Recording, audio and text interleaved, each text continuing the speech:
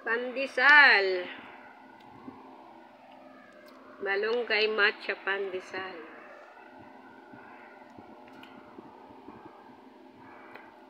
Sunog pa rin.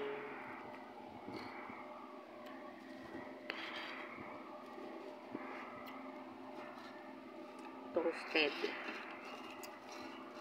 Mali ang ating mga temperature.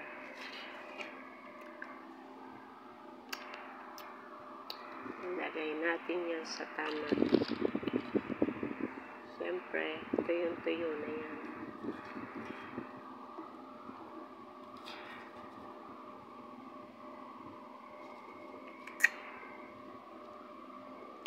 Sa oven. Coconut.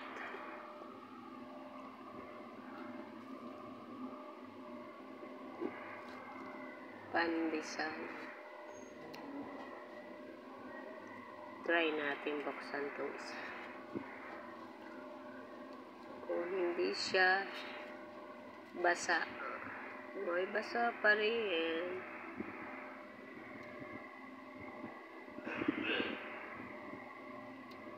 Kunti na nga yung tubig. Bakit yung sa gumawa naman hindi siya basa?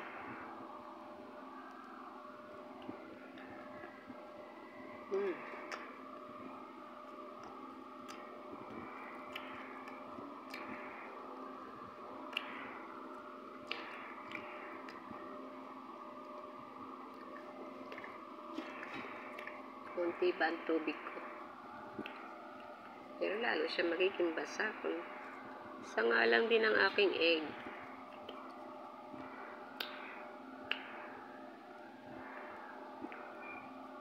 Anyway, may kulang pa rin sa ating bake. Nasunog. This is the pandesal toasted. Talagang toasted siya. Mali na naman ang temperature natin. Ngayon siya dito sa charcuterie board. Jaran! Ayan na ang ating arrangement ng ating sunog na pandesal.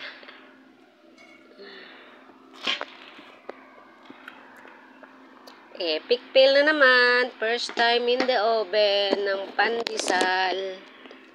Toasted pandesal. Pero may basa pa rin siya. O ganun talaga pag coconut flour ang texture. Kita nyo ba guys? Para siyang hindi basa sa camera. Pero basa pa rin siya.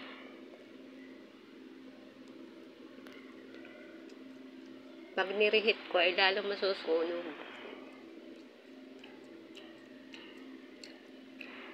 Bukas na lang.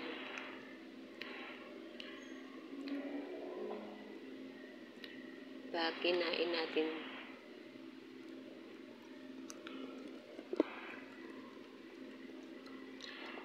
lalagyan natin ng egg. Ito ay may matcha pero hindi nagkulay ang green. Thank you so much for watching. This is M's Rich Malunggay Matcha Pandesal. Hindi siya masyadong matamis dahil isa lang ang stevia ang nilagay natin. Isang stick.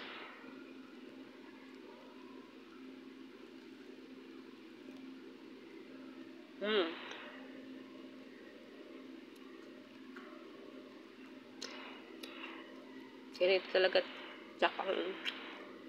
Kasi yung binili ko dating donut na keto. Para naman ganitohin.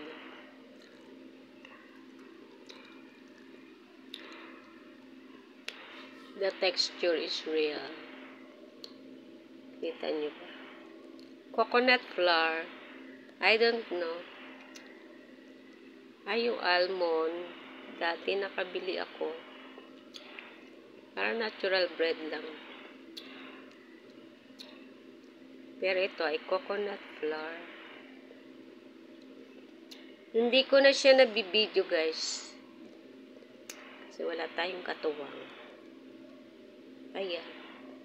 Sunog sa oven. Mukhang kailangan ay i-adjust ang temperature.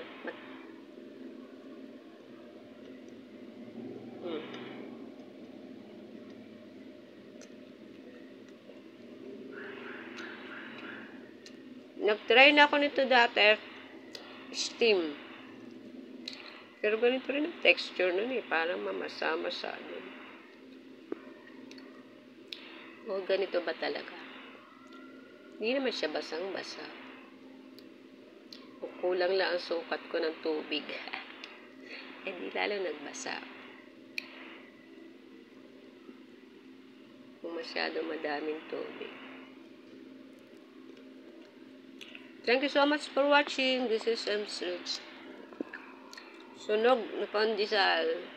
Binaligtad ko pa yan. Lalo masusunog ang ilalim. Ito yung pinakaunang ilalim.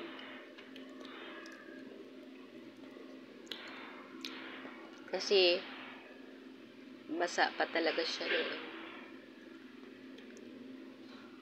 noon. Amoy ko ang malunggay. Pero hindi ko siya makita. Hindi ko makita ang malunggay. Pero amoy ko ang malunggay. Malunggay powder.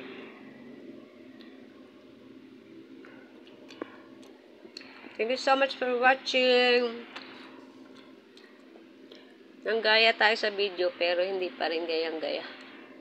Mas maganda pa rin yung sa kanya. Sino ba siya? Si Mrs. B. Oh.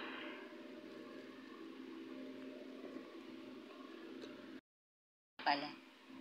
Meron din isa Mrs. B. Pero hindi.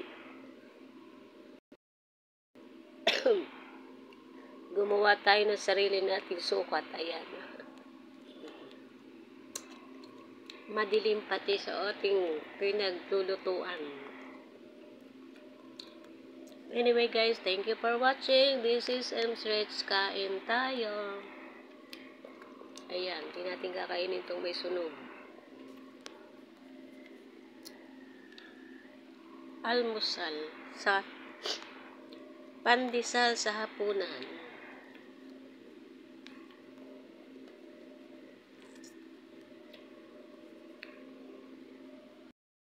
Ako na hubak.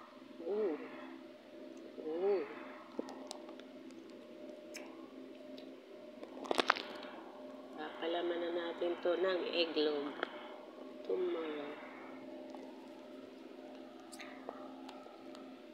Wala, nadamihan ko ng tubig. Tapos, konti lang. Hindi masyado.